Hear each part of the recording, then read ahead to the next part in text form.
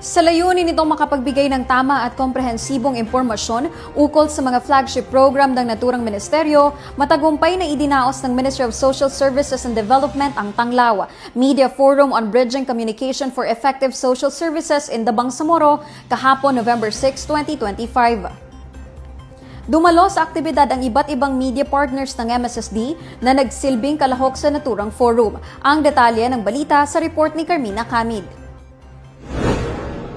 Ang salitang tanglaw na nangangahulugang ilaw o lampara ay sumasagisag sa mga pangunahing layunin ng programa na magbigay linaw at gabay sa pagbabahagi ng pampublikong impormasyon. Ipinapakita nito ang pinagsasaluhang misyon ng MSSD at ng mga katuwang nitong media organizations na maihatid ang katotohanan sa publiko.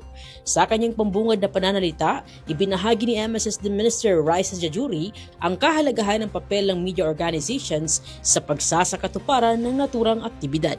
This is one of the more strategic effort on the part of MSSD to reach out to media outfits, whether in print, radio, TV, online, para po magkaroon tayo ng also as strategic engagement with you.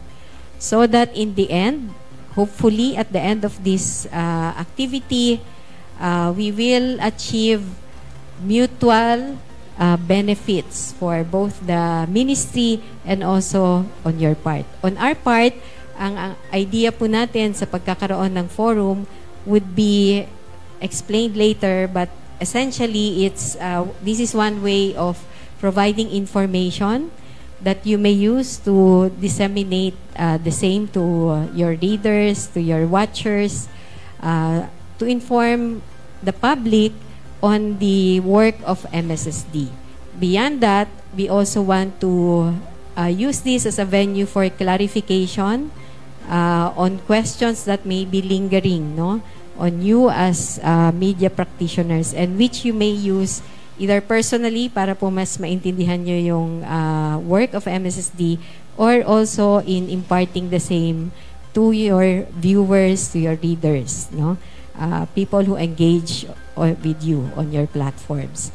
And then, thirdly, ang gusto rin po natin ay sana po humantong ang diskusyon dun sa further collaboration in the future, no?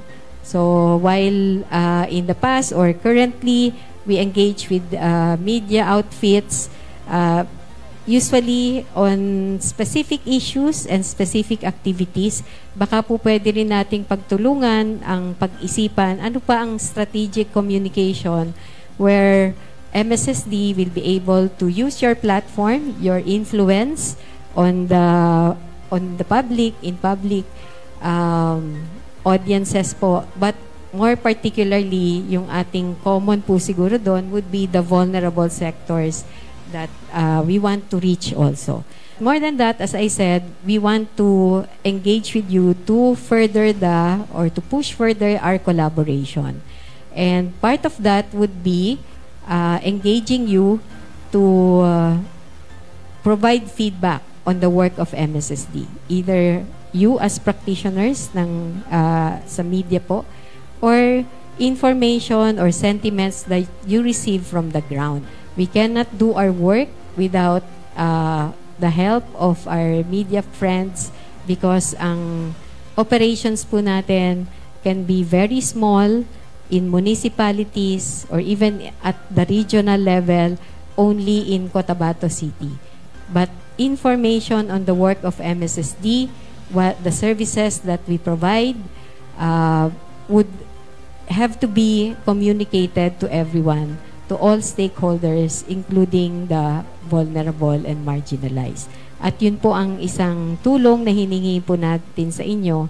And we want to make sure that when we do that, you have a fuller and more comprehensive understanding of the work of the ministry. Malaking bahagi ng programa ang paglalahad at pagbibigay ng impormasyon ng MSSD sa mga flagship at nationally funded programs nito na nagsilbing pundasyon ng mga kalahok sa mga sumunod pang bahagi ng forum. Highlight ng pagtitipon ng pagsasagawa ng konsultasyon at workshop kung saan hinati sa 5 grupo ang nasa 35 bilang ng mga media partners na lumahok at binigyan ng oras upang makabuo ng kanilang presentasyon. Laman ng pagsasanay ang pagbibigay ng suhestyon, rekomendasyon at opinyon ng mga kalahok sa mga programa ng ministeryo na sa kanilang palagay ay dapat nang simulan, ipagpatuloy at tuluyang wakasan. Sa open forum, binigyang linaw ng MSSD Programs and Operations Services Director 2 Hashim Gamel ang umano'y maling persepsyon o mga misconceptions sa kanilang opisina tungkol sa fixer o backer system. Gusto ko lang din pong bagitin, bawal sa batas ang fixing. Bawal po ang fixers. Wala pong dapat fixer sa MSSD. Kung may mga nangyayari man po, ma-inform po kami. And I can represent the Bids and Awards Committee and the Special Bids and Awards Committee, baka may idagdag. Ito po yung komite ng MSSD na nag-award ng kontrata, na ay ng mga supplier, nagde-determine kung paano i-evaluate yung particular supply, kung ano pa man. Sa procurement side, buo po ang aming Bids and Awards Committee. Tuloy po kami sa pagrespeto dun sa proseso ng Government Procurement Reform Act at wala po dapat negotiations na nangyayari. Dahil nagre-respeto po kami sa palisiya at batas ng procurement na dapat may transparency, may competitive bidding at kung ano man. And with that aspect, kahit po dun sa mga proseso, magkakahiwalay po kami. Pag naumpisa po yung isang buong procurement, back po ang manage na ng buong proseso. After that, sa isang inspection, hindi na po kami directly involved. May iba pong tao, inspection committee. So, ibang na pong grupo yon. At kung ano pa, pagdating dun sa actual na pag-deliver and other, meron din po kami mga end users. Yung ating mga actual na staff natin na may nagmamanage ng programa, mayroon pong iba't ibang proseso at sila po nagsisigurado na ang ating binibili ay according sa ating technical specification at ang binibilhan natin ay according din sa proseso ng government procurement.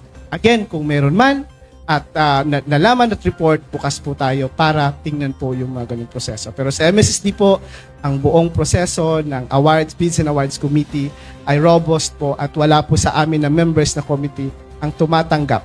In fact, makita nyo po, kaya po meron kaming repeat order. Yung repeat order po, ang ibig sabihin yan ay nung binid mo, merong natira. At yung natira doon, na budget, dahil nakamura ka, pwede po pang mabili uli. Madagdagan pa yung bibilhin mo. Halimbawa, ayuda, nadagdagan ka pa. Marami pa kami, may instances po kami na nakapag-repeat order dahil po nakamura po tayo. Bahagi rin ng forum ang pagtatanghal ni Minister Jajuri sa accomplishment report ng MSSD sa loob ng 6 na taong operasyon nito. Layunin ng nasabing pagtitipon na isaayos at pag-isahin ng mga narratives sa pamamagitan ng pagbibigay sa mga media partners ng komprehensibong pagpapaliwanag hinggil sa mga pangunahing programa ng MSSD, kabilang ang mga proyektong pinondohan sa national level na nakatuon sa Social Protection Services. Bukod pa rito, nagsilbi rin ito ang pagkakataon upang maitaguyod ang isang bukas at tuwirang ugnayang pangkomunikasyon sa pagitan ng MSSD at ng media. Inaasahang magiging isa itong kolaboratibong mekanismo na titiyak na may papahayag at may papaliwanag ng media kung paano tunay na binabago ng mga programa ng Bangsamoro Government ang mga pamayanan sa rehiyon. Carmina Pamid, BIO News.